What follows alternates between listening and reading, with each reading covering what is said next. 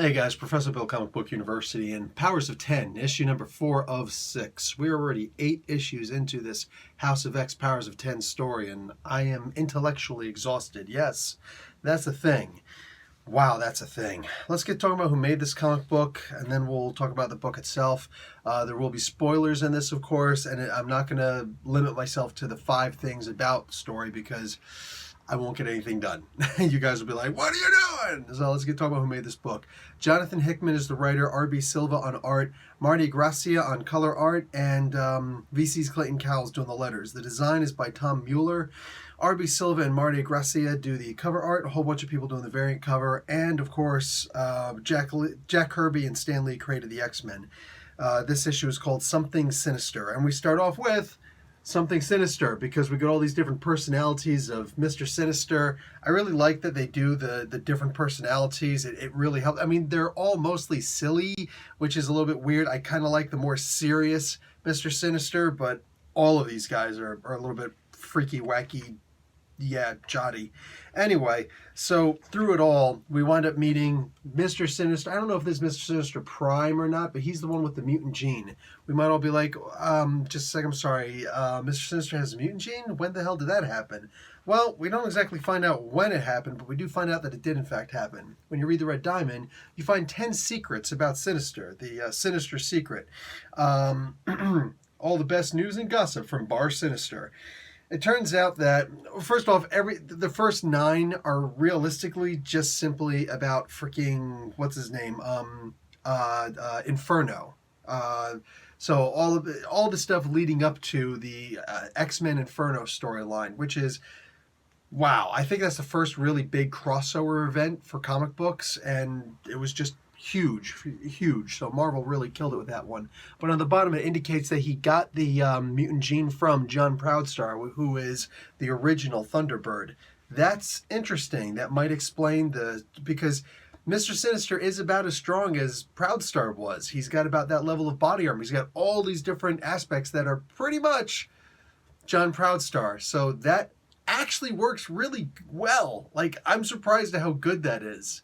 Yeah, that freaked me out a little bit. Anyway, the first 9, they come up to Inferno, and then afterwards, brainwashing of Mr. Sinister was replaced long before a certain bald someone knew.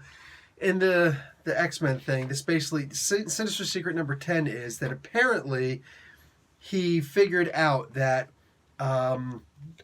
Professor X basically pulled a Loki on him down here. Sinister is supposed to help out the X-Men, the cause of the mutants, the United Mutant Front. Why? Well, because there was supposed to be something in it for him, the idea that he can continue collecting everything, blah, blah, blah, blah, but he's going to wind up helping the X-Men also without actually realizing he was doing it, because Professor X plants a suggestion in his head. I say he basically Loki'd him because that's what Loki does all the time too. Rather than mind read people and do such as that, he's just planting little suggestions in people's heads to mess with them that at some later point in time, it may or may not, usually will, come back to bite them in the butt. That's exactly what Professor X is doing, and he's saying, and forget that I told you this until I tell you to remember. So again, we saw in the very beginning of this storyline several issues ago that Sinister eventually winds up screwing them over. Sinister Secret number 10 comes to light, right? So then we get into Cypher. God, how can you not love the character of Cypher? My wife and I are both English teachers. Actually, I'm a current English teacher, formerly of the university. And my wife, she's teaching like high school. So what do you call it? Yeah, we sit there and talk about this stuff all the time, and Cypher specifically comes up a lot. She loves the idea of Cypher, even though she doesn't read them, unfortunately. Well, I started talking about Cypher again today because a bunch of cool things came up. This is basically where we meet the focal point of Krakoa, and Cypher is told to go and talk to Krakoa. So he just needs 2 quick little things that he says, but the thing is that the speech is so layered. What that means is it's kind of like, a double entendre.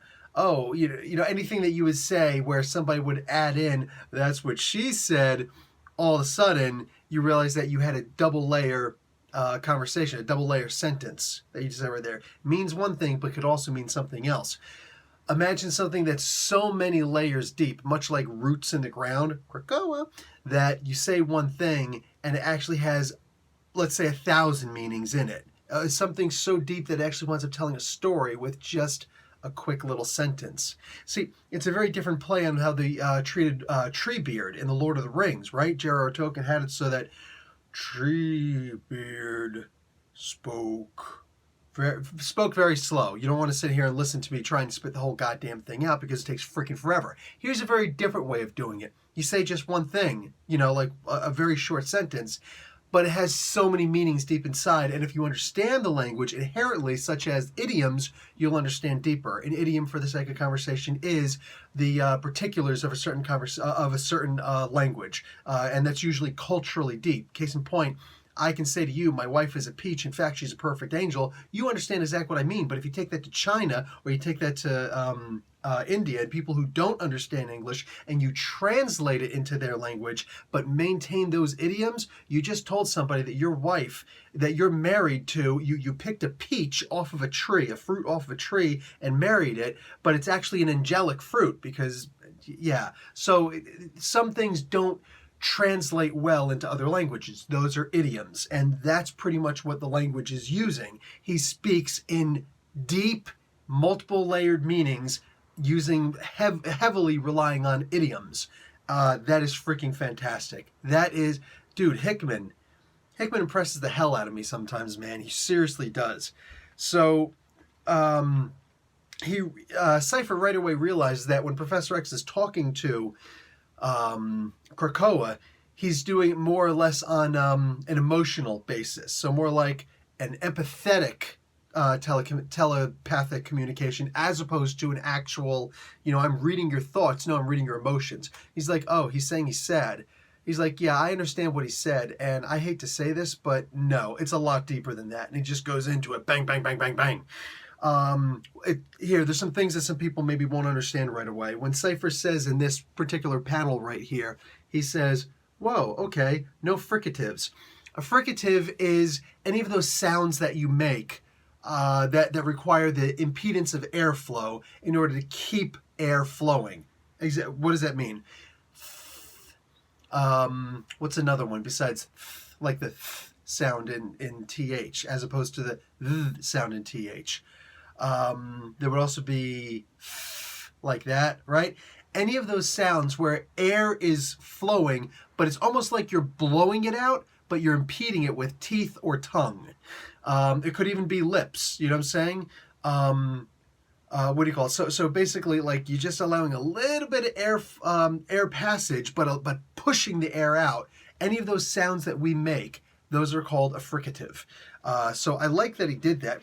That's where I actually brought it up really quick. I was like, babe, do you remember fricative? She could not remember it. Yes! But I taught university. She didn't. There's two more things that are brought up as far as language is concerned in here really quick. He mentions phonology and syntax. Phonology is sounds. It's basically phonics. When we're kids, we take English classes and we take phonics classes. Fun with phonics. What is phonics? Phonics is the ability to pronounce certain sounds, all right? So when you got a kid and it's like, I don't know. I don't remember. I got a 4-year-old. I could barely remember like some of the things he says because I know how to think through it and correct him properly. I with that something was, no, I wish, douche, not like everything is for kids, right? I just said every sing as opposed to everything. There you go. Phonics. Correct that. Correct the pronunciation of the sounds that you make. And then syntax. Syntax is, your grammatical sentence structure.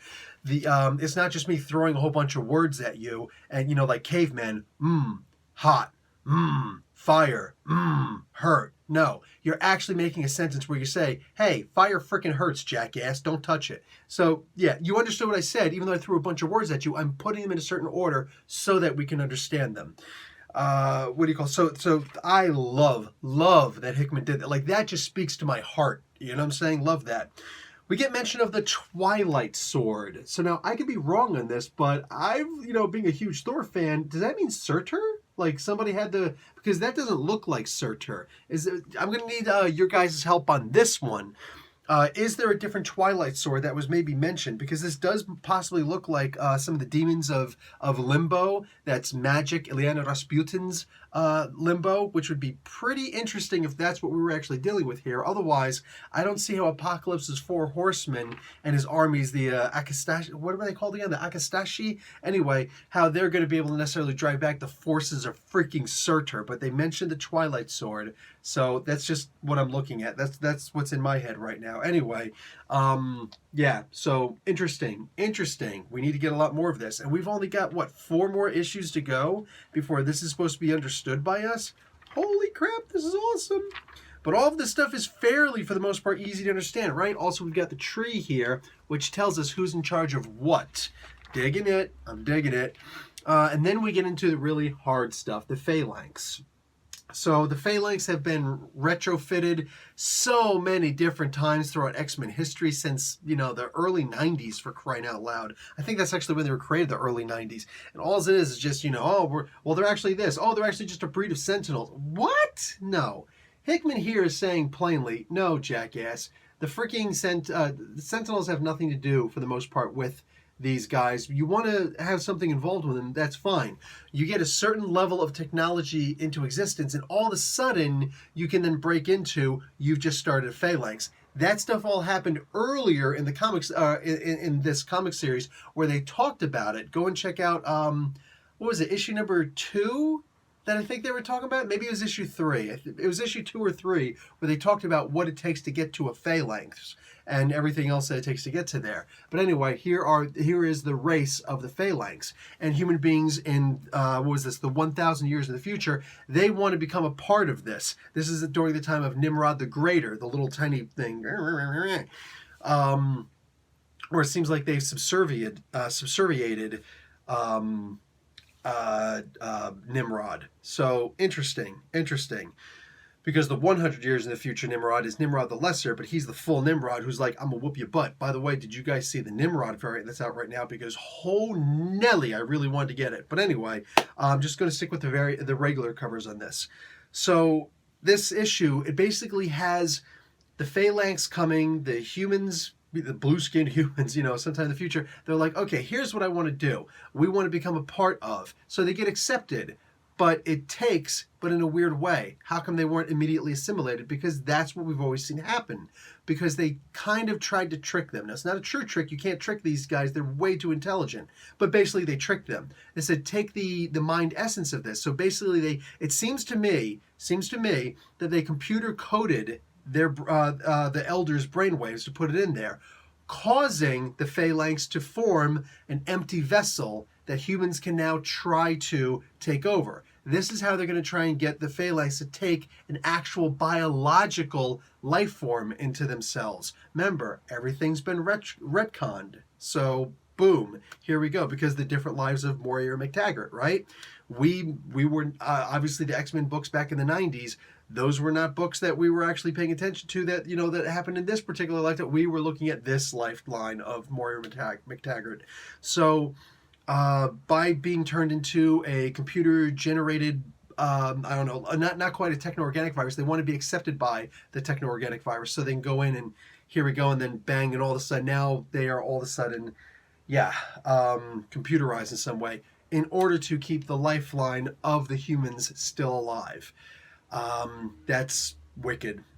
That is wicked sick. So you guys got a different interpretation from what I'm reading. Cool, that's fine. There'll be a bunch of, I'm pretty sure I'm usually always the first reviewer who's putting out my understanding of what's happening here. So I know that a lot of other reviewers, and I've seen it, and one reviewer actually admitted to me, which was pretty damn nice of him, that, what do you call it? A lot of times my viewpoint is looked at because I'm the first person who's putting it out there, and then other people are trying to build off of those. So it's not quite a hive mind, it's a collective, you know, mentality there. So that's awesome. I kind of wish they would do it with me, since a lot of those channels are freaking bigger than mine. But hey, whatever, man. It is what it is. Unfortunately, that's just the way that YouTube works. The bigger guys run out of ideas, so they start taking ideas from the little guys who can't get their ideas out there big enough, and we wind up promoting them, and hopefully people see that we actually originated the ideas, and then we get built up with them. So whatever, man. Whatever it takes to grow the channel, fine, so be it. Anyway, that's what I'd gotten out of this book so far. So the Powers of X, man, they're always the Powers of 10 books. They're always the one that get my mind going, okay, just that. Because, wow. It makes me want to read the book again just in the beginning, where we can just laugh about Sinister being such a freaking weirdo. Oh, dude, is that a cape? That is awesome. How come nobody ever suggests I should get? Well, I actually always thought you should have a cape, sir. Why did you ever tell me? It slipped on my mind. Execute that man! I want to go back to that, because my brain doesn't fry when I'm reading that stuff. Anyway, guys, I'm done. Professor Bill, Comic Book University. Class dismissed.